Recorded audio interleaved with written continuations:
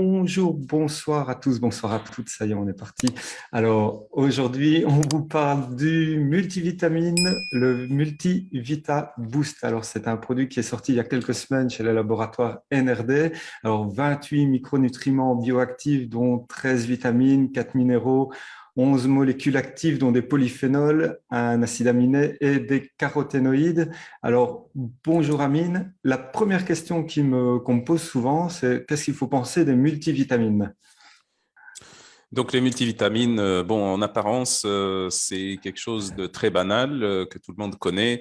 Euh, Ça, en théorie, ça permet de résoudre pas mal de problématiques. Je pense qu'on Mhm. va en parler après.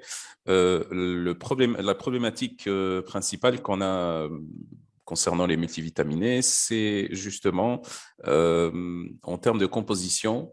Donc ici, on parle de composition, c'est-à-dire la variété, la diversité des micronutriments Mhm. versus la qualité des matières premières et donc des formes moléculaires utilisées versus les dosages utilisés, ok, versus tout ce qui englobe la qualité du produit, donc excipient, etc. Donc, c'est en réalité un arbitrage très difficile de faire un multivitaminé, un bon multivitaminé. Parce que là, on a plusieurs variables et comme on ne peut pas tout mettre dans un multivitaminé pour des questions techniques, pour des questions de coût, pour des questions également stratégiques, en termes de traitement. Vous voyez, ben, si maintenant on met tout avec des dosages élevés, etc. Si à un moment donné, on a besoin d'utiliser un autre produit, un autre complément alimentaire avec le multivitaminé pour augmenter la dose de telle ou telle vitamine, bah, il faudrait prévoir ça. Et peut-être qu'on aura besoin d'autres produits à côté également. Donc, c'est toutes ces problématiques-là qui s'imposent lorsqu'on parle de multivitaminés et en général, en fait, lorsqu'on voudrait faire une sorte de priorité par rapport à toutes ces problématiques-là, ben, le niveau zéro, c'est déjà d'avoir des formes moléculaires et des matières premières de bonne qualité. Donc Mhm. ça, c'est le niveau zéro. C'est quand on a ça, l'autre niveau, c'est justement déjà de pouvoir réfléchir sur qu'est-ce qu'on met à quelle dose, sous quelle matière première et pourquoi en termes de stratégie. Donc ça, c'est un autre niveau de raisonnement. Et donc voilà, donc ça, c'est vraiment les défis les exigences qui se posent pour un multivitaminé. Malheureusement, beaucoup de multivitaminés, alors pour ne pas dire la plupart, ne passent pas en fait le niveau zéro. Voilà, donc des formes moléculaires de très mauvaise qualité. Je pense qu'on va avoir l'occasion de parler de ça.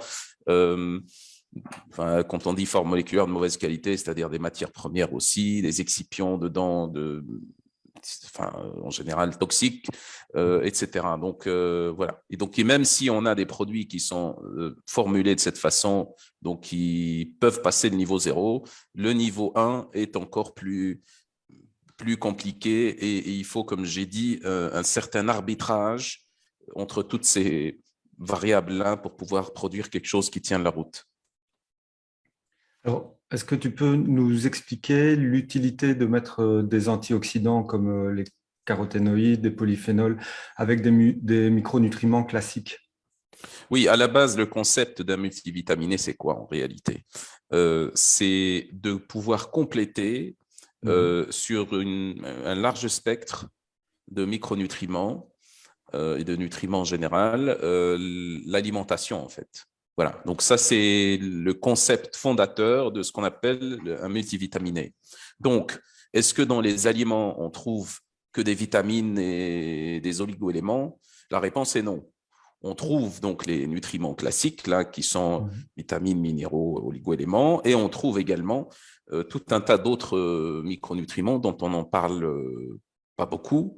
Donc les caroténoïdes que tu as cités, par exemple, on en Mhm. a beaucoup. Les polyphénols aussi, des antioxydants endogènes comme la coenzyme Q10 par exemple, même s'ils sont fabriqués par l'organisme, mais on trouve toujours une certaine quantité dans les aliments. Donc, ces antioxydants, on va les appeler comme ça, comme tu les as appelés, donc antioxydants, c'est-à-dire caroténoïdes, polyphénols, antioxydants endogènes, etc., vont premièrement rajouter, en termes de qualité du multivitaminé, ils vont rajouter quelque chose, ils ont une valeur ajoutée certaine. Et deuxième chose, c'est qu'ils vont en fait améliorer la métabolisation des autres micronutriments classiques. Si maintenant on prend les vitamines antioxydantes ou si on prend aussi certains oligoéléments qui participent aussi dans des réactions enzymatiques antioxydantes, si maintenant on ne prenait que ces micronutriments classiques, bien le pool de ces micronutriments sera utilisé plus vite. Les antioxydants que tu as cités, par exemple caroténoïdes et polyphénols et autres, là vont participer à préserver en quelque sorte, en partie, le pool des micronutriments classiques, donc qu'on prend aussi ou qu'on devrait avoir aussi dans un multivitaminé. Et donc ça fait en quelque sorte un multivitaminé qui a une composition qui s'apparente plus à celle qu'on retrouve dans une alimentation de bonne qualité. Qu'un multivitaminé générique qui, parce qu'on l'appelle multivitaminé, ne contiendrait que des vitamines et quelques oligoéléments. Alors justement, quels sont les critères pour choisir un bon multivitamine? Alors, il y a plusieurs critères, parmi lesquels donc, que j'avais cité un peu avant. Donc, déjà, en termes d'excipients, mais ça, ce n'est pas maintenant un critère qui est propre aux multivitaminés. C'est tous les produits qui devraient être sans excipients. Je rappelle que les excipients, certains excipients, et là je donnerai un exemple, qu'on disait avant non toxiques, inoffensifs et ainsi de suite. L'exemple du dioxyde de titane qui a été interdit il n'y a pas longtemps, vous voyez, qu'on utilisait depuis des dizaines d'années pour la formulation de produits de santé, etc., compléments alimentaires, etc. Donc, les additifs, ce qu'on appelle les additifs alimentaires ou les excipients, sont pour la plupart toxiques. Bon, on a déjà fait une série de vidéos là-dessus, sur les additifs, leur toxicité, l'évidence scientifique, etc., et également sur les additifs, parce qu'il en existe, des additifs non toxiques aussi. Okay, donc ça, c'est un critère important à voir. Donc, les excipients. Donc, ce que un multivitaminé étant un produit, il faudrait voir dans ce sens-là. Ça, c'est la première chose. Autre chose aussi que j'avais expliqué juste avant, donc les matières premières et donc les formes moléculaires. Alors, deux choses importantes ici. Quand on parle de matières premières, il ne s'agit pas automatiquement forcément des formes moléculaires. Les formes moléculaires, bien sûr, on trouve dans les matières premières, mais la qualité de la matière première elle-même, la traçabilité de la matière première, etc. Donc ça, c'est quelque chose de très important aussi, et qui se manifeste donc pour le consommateur normal. C'est la matière première en quelque sorte, on ne peut pas voir ça, la qualité de la matière première dans un produit, dans la composition d'un produit directement. Ça, c'est une garantie qui est offerte par les laboratoires. Okay. Et donc, par contre, ce qu'on peut voir, ce sont les formes moléculaires. Les formes moléculaires qui devraient être au mieux bioactives, pour, par exemple, les minéraux, les oligoéléments, les meilleures formes en général qui sont les mieux absorbées, mais surtout qui s'intègrent bien dans les cellules, c'est-à-dire dans la bioactivité, la bioaccessibilité est meilleure, sont les formes organiques et non pas les formes inorganiques, c'est-à-dire en gros les formes inorganiques, c'est ce qu'on trouve par exemple dans l'eau. Ça, c'est des formes inorganiques qui s'absorbent très bien, mais qui s'éliminent très vite aussi.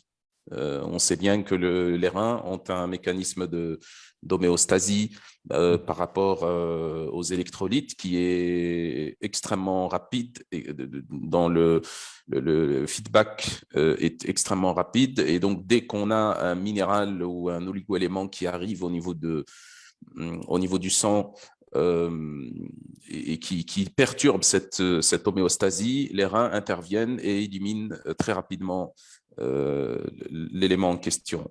Au contraire, donc en général, les formes organiques des minéraux et des oligoéléments sont meilleures, tout simplement parce que, ça s'absorbe bien, il y a des transporteurs qui absorbent ça, et puis au niveau des entérocytes, et puis ensuite, ça a le temps de gagner les tissus. Donc ça, c'est quelque chose de très important, surtout par rapport aux minéraux et aux oligoéléments. Et puis, comme je disais, les formes bioactives, on a des vitamines, par exemple, comme la B12, comme la B9, etc., où on peut mettre des formes bioactives, bien sûr, qui coûtent cher, mais dont il faut payer le prix en termes de façonnage du produit et de production du produit en tant que tel. Donc, il y a aussi, on pourrait parler aussi des dosages. Comme on le sait très bien, un produit multivitaminé est en général sous forme de gélule. Donc, si c'est en gélule, pourquoi pas en comprimé, parce qu'en comprimé, en général, on est obligé de mettre des excipients dedans. Voilà, donc en gélule, c'est beaucoup mieux, mais sauf qu'en gélule, on ne peut pas mettre une tonne de choses. Comme je disais avant, c'est un arbitrage à faire un arbitrage stratégique à faire entre les formes moléculaires, les bonnes formes moléculaires, et également les doses nécessaires et aussi ce qui pourrait être associé avec le produit. Donc, c'est quelque chose de complexe. Donc, il faudrait avoir quand même un minimum de dosage intéressant pour la plupart des micronutriments et il ne faudrait pas que tous les micronutriments soient à des dosages élevés, sinon, à ce moment-là, on ne pourrait pas ou c'est difficile de combiner avec d'autres produits le moment où on a besoin d'un appui en plus de tel ou tel autre composant. Donc, ça, c'est très important aussi à prendre en considération. Et puis, tu l'as dit au tout début, donc la variété des micronutriments. Donc, il faut une variété. Il ne faut pas mettre uniquement des vitamines, des minéraux, des oligoéléments. Et en général, c'est un très mauvais signe lorsqu'on a en général tous les minéraux et tous les oligoéléments au sein d'une même gélule. C'est un très mauvais signe sur la qualité du produit. Peut-être qu'on en parlera après. Et puis le prix aussi, hein, ça ne doit pas coûter 1 000 euros, n'est-ce pas? Ça doit coûter le prix d'un produit normal ou peut-être un peu plus cher si la qualité est au rendez-vous. Donc voilà, donc ça, ce sont les critères globalement. Je sais bien que c'est un peu difficile pour un consommateur lambda de s'y retrouver. Je sais que les thérapeutes, les médecins, pour la plupart, savent comment s'orienter dans ce genre de situation. Et c'est, je pense, aux professionnels de la santé d'orienter son patient vers des produits de bonne qualité. D'où l'importance, parce que j'ai eu le cas cette semaine, hein, de personnes qui voient passer sur Internet, sur Facebook, des compléments et qui vont vite chercher le complément pour ce qu'il indique et pas pour ce qu'il est. Donc, si on vous dit que le complément va vous faire perdre du poids, ne croyez rien. Allez voir ce qu'il y a dans le complément, par exemple, c'est vraiment bien plus important et surtout faire confiance et faire appel à des professionnels et à des gens qui vont prendre le temps d'aller étudier, éplucher tout ce qui se trouve dans le complément et peut-être éventuellement ce qui ne s'y trouve pas non plus.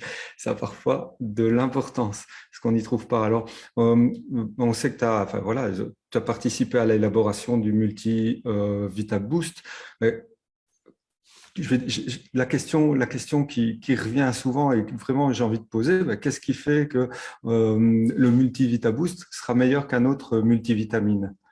Bon, bah déjà, pour commencer, il n'y a pas d'excipient. Ça, c'est déjà quelque chose d'exceptionnel de nos jours parce que la plupart des produits contiennent des excipients qui sont souvent pas de très bonne qualité. Je ne dis pas qu'il n'existe pas d'autres produits de bonne qualité aussi, hein, ça existe. En termes de matières premières, ça a été sélectionné avec soin aussi. Les formes moléculaires, en général, sont les meilleures formes moléculaires qui existent sur le marché. Ça, on peut le vérifier. La B9, par exemple, de quatrième génération, la forme bioactive de la B12, les autres vitamines aussi, c'est en général soit des formes bioactives directement, soit des formes immédiatement précurseurs.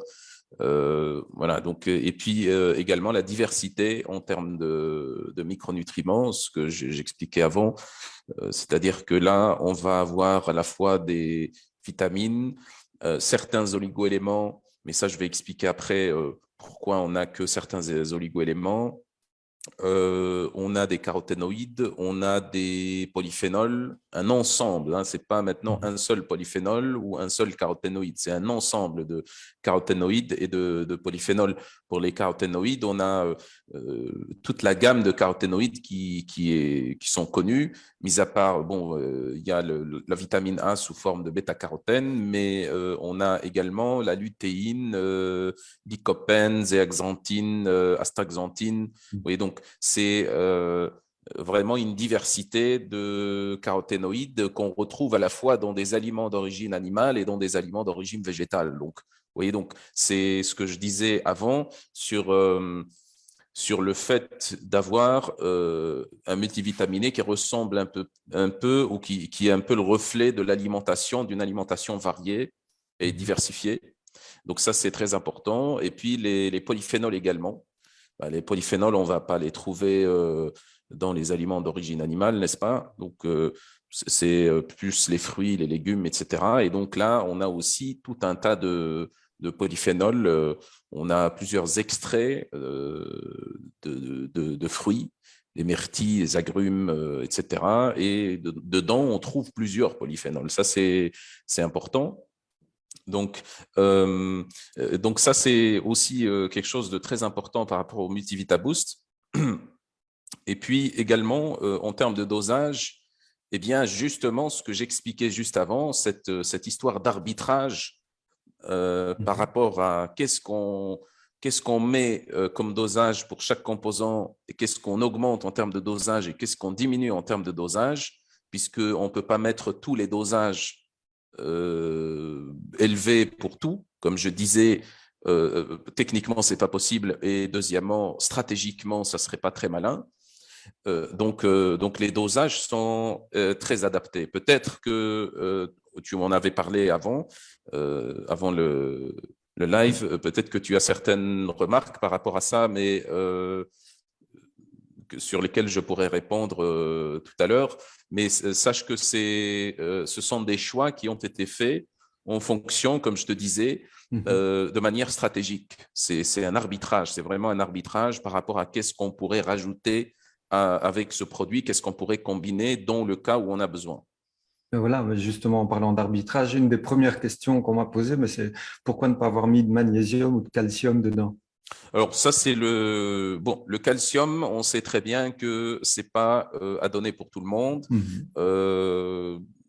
Moi, je recommande pas du tout de prendre du calcium, sauf dans de très peu d'indications.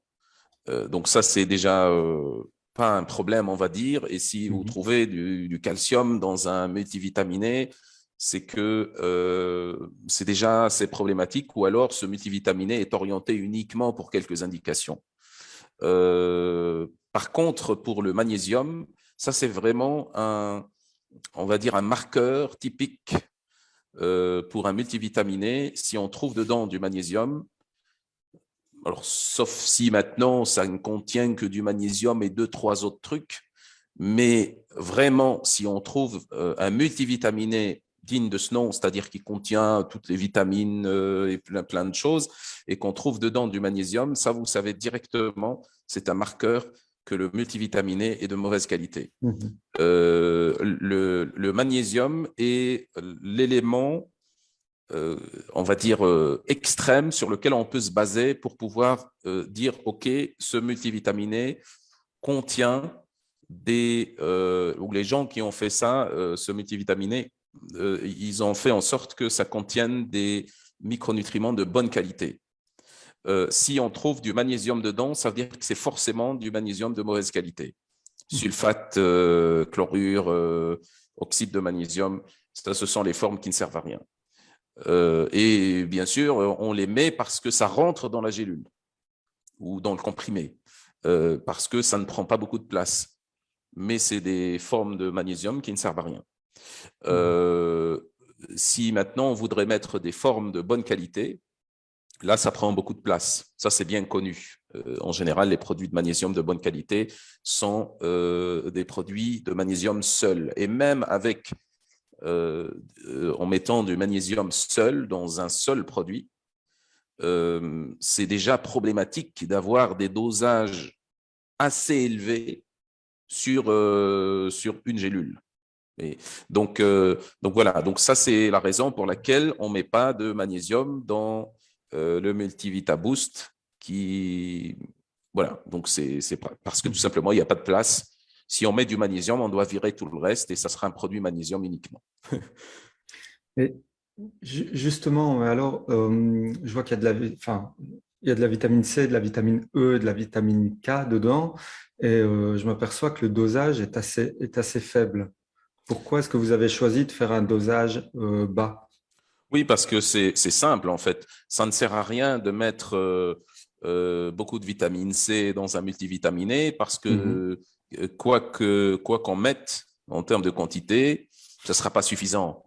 Les dosages normaux recommandés souvent, je ne parle pas ici des AJR, des apports journaliers Mhm. recommandés, là c'est 70 ou 80 milligrammes par jour. Je parle plutôt de ce qu'on recommande classiquement, de ce que n'importe quel médecin ou Mhm. thérapeute recommande, c'est 500 milligrammes. Vous voyez, ça c'est la dose classique et parfois plus.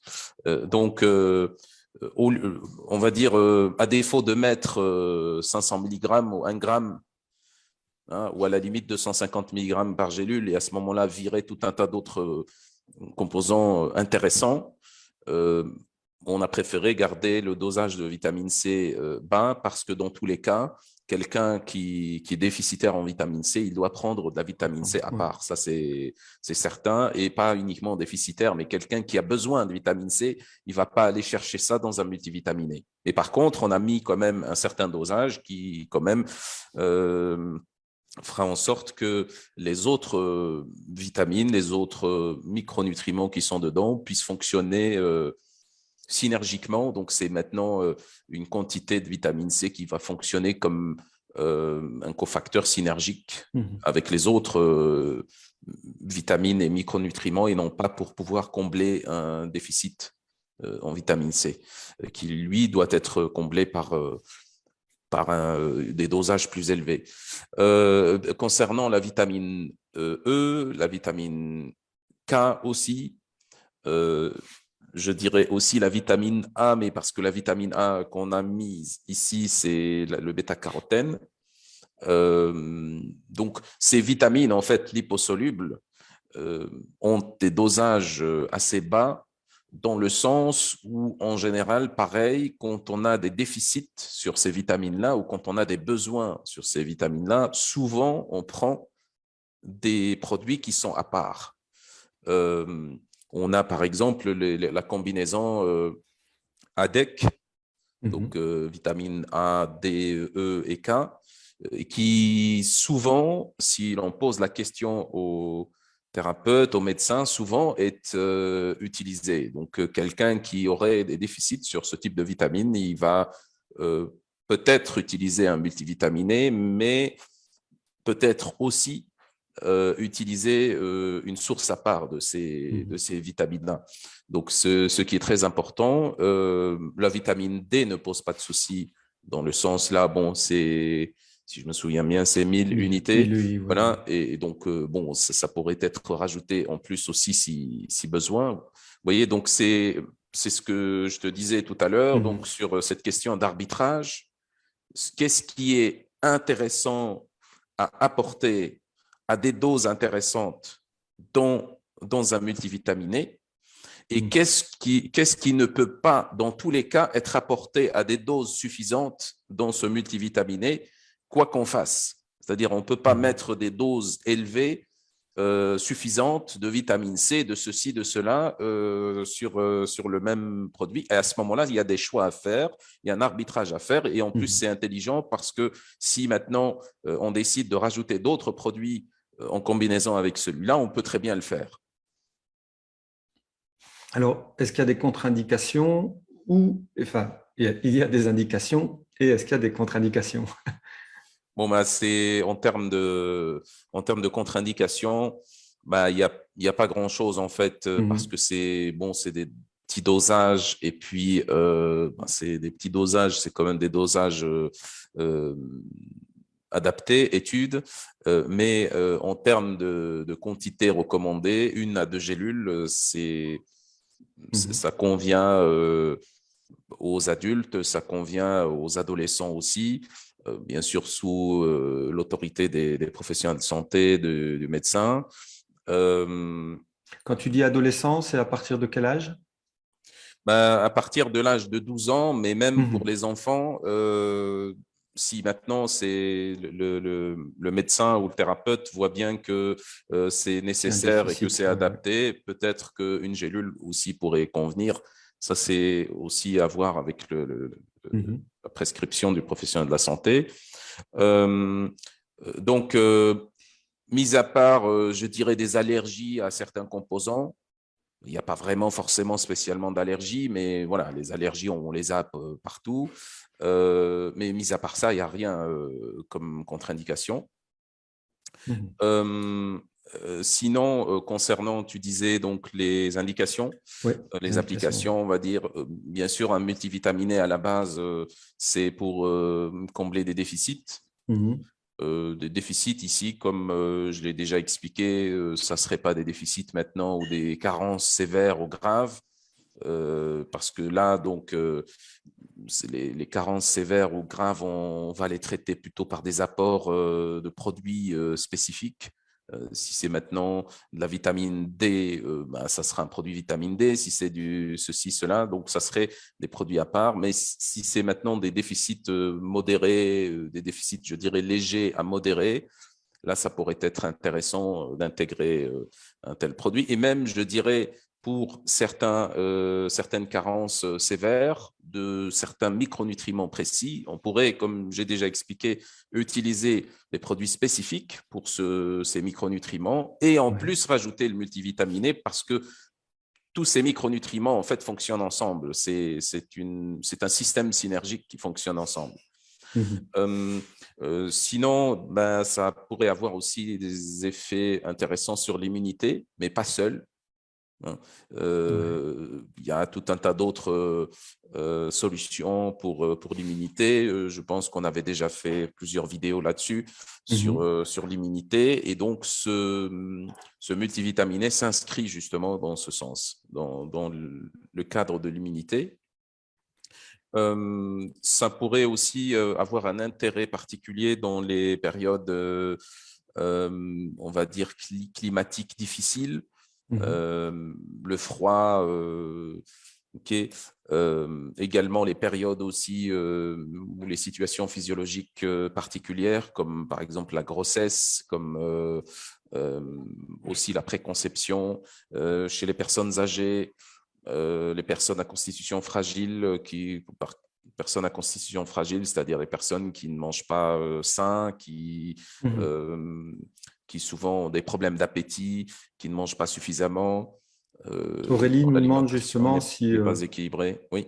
Pardon. Aurélie nous demande justement si au niveau des sportifs, il serait à conseiller. Oui, pour un sportif, à titre préventif, on va dire, c'est excellent.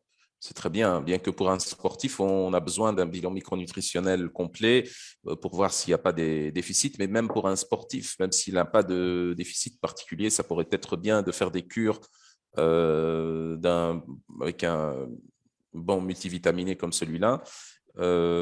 Ça pourrait prévenir pas mal de déficits, effectivement.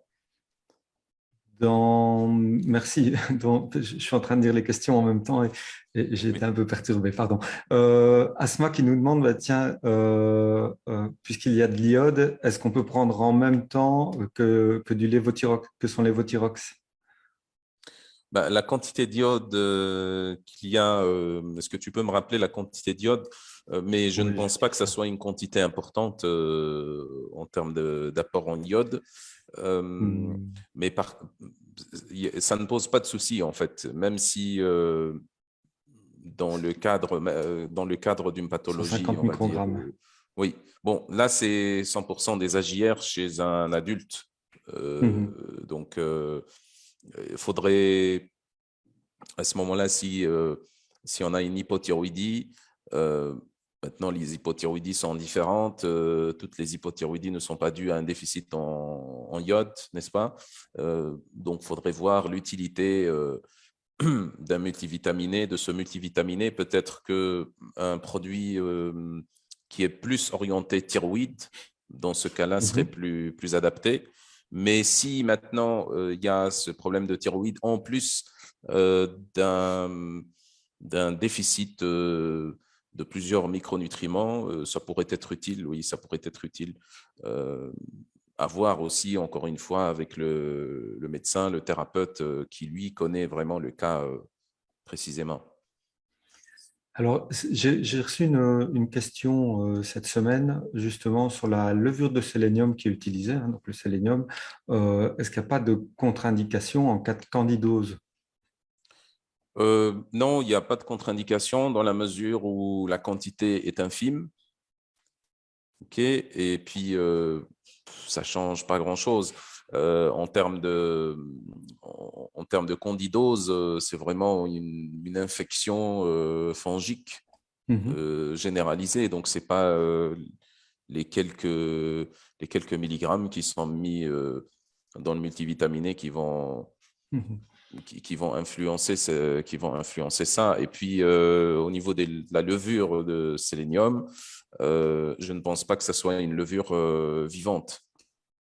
Donc, ça ne pose aucun souci en général. Et en plus, c'est Je te confirme que ça n'est pas une levure oui, c'est vivante pas parce une que levure j'étais allé voir dans vivante. les dossiers scientifiques, oui, C'est effectivement, ça. Et suite à donc, la question.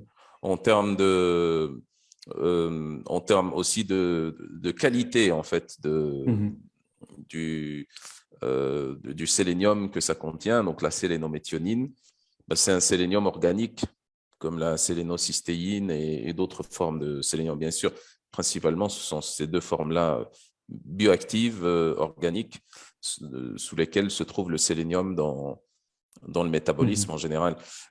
Donc, c'est beaucoup mieux que la sélénite, donc la forme inorganique de mauvaise qualité. Euh, donc voilà, donc ça et ça me permet aussi de rebondir sur quelque chose d'important aussi. Tu n'as pas posé la question, mais peut-être que tu as remarqué par rapport aux oligo-éléments aussi Mhm. que on a certains oligo-éléments, mais pas d'autres. Ça Mhm. aussi, comme j'ai expliqué par rapport au magnésium, là c'était un exemple du magnésium qui est un minéral, mais c'est la même chose que pour le magnésium en fait. Si on commence maintenant à mettre des oligoéléments sous des formes organiques, Mhm. c'est-à-dire de bonne qualité, ben, ça va prendre beaucoup de place et c'est impossible de mettre des dosages suffisants. Donc, en termes d'autres oligoéléments, le mieux, c'est d'utiliser des produits à part pour pouvoir combler les déficits. Alors, est-ce qu'on peut prendre un multivitamine toute l'année ou bien est-ce qu'il faut faire des cures ou... Ben, il faudrait quand même faire des cures. Mhm. Euh, c'est pas maintenant quelque chose de recommandé d'aller prendre un produit tout au long de l'année, ça c'est clair, on le sait, et c'est pas maintenant un produit à prendre comme ça, comme je le dis toujours. Donc la prescription d'un professionnel de la santé est toujours mieux, même si Mhm. on est ici sur des compléments alimentaires. Euh, donc voilà, en fonction des situations, le professionnel de la santé va évaluer euh, combien vous avez besoin, quelle durée de la cure, combien de cures, est-ce que c'est une cure ou deux ou trois, comment que c'est intercalé, etc. Donc ça, c'est des Mhm. choses techniques qu'on ne peut pas expliquer juste comme ça. Bien sûr. Alors, Youssef qui nous demande, puisque certaines vitamines nécessitent une prise le matin, d'autres le soir, et moi j'irais même plus loin, certaines en mangeant et d'autres sur un estomac vide, à quel moment est-ce qu'on peut le prendre? En général, c'est une prise le matin, enfin la matinée, pas forcément le matin au réveil, mais aussi le midi au cours du repas, parce que les vitamines hydrosolubles peuvent aussi être prises au cours du repas, ça ne pose pas de souci. Ce qui pourrait poser un souci, ce sont les vitamines et toutes les molécules liposolubles qu'on a. Ce n'est pas uniquement les vitamines liposolubles qu'on a ici, on a aussi les polyphénols, par exemple, où là, ça devrait être pris au cours d'un repas. Donc, le mieux, c'est que ça soit pris au cours d'un repas en matinée. Donc, si c'est une gélule, ben, c'est sur un repas, sinon sur 2 repas, si c'est 2 gélules. Merci. Alors, je regarde une dernière question qui nous est arrivée. Pardon si la question a déjà été posée, mais peut-on le prendre en même temps qu'un complexe vitaminé ou doit-on faire une cure de celui-ci pour recommencer l'autre? Eh bien, Hélène, j'ai la difficulté à C'est prendre. déjà un On y a complément, un déjà répondu. complexe. C'est déjà un Retournez voir, complexe c'est déjà un multivitaminé. complexe. Donc, j'ai effectivement de la difficulté à comprendre votre question. Vous pouvez la retaper hein, si jamais on n'y répondra pas dans la vidéo, mais si jamais je vous répondrai en texte. Voilà. Eh bien, merci Amine, merci à tous et à toutes. N'hésitez pas à partager cette vidéo. N'hésitez pas aussi, tiens, sur la page Sciences et Nutrition, à mettre votre avis. Ça nous intéresse toujours. Merci beaucoup. Moi, personnellement, je vous donne rendez-vous déjà ce jeudi où je ferai un webinaire. Vous l'avez probablement vu passer un webinaire pré-annonciateur de la Saint-Valentin. Amine, merci beaucoup. Je te souhaite une très belle soirée. Je vous souhaite à tous et à toutes une belle soirée, une belle semaine. Prenez soin de vous, prenez soin de ceux que vous aimez. Et n'oubliez pas, sortez, bougez, respirez. Salut Amine. Salut, merci. Au revoir.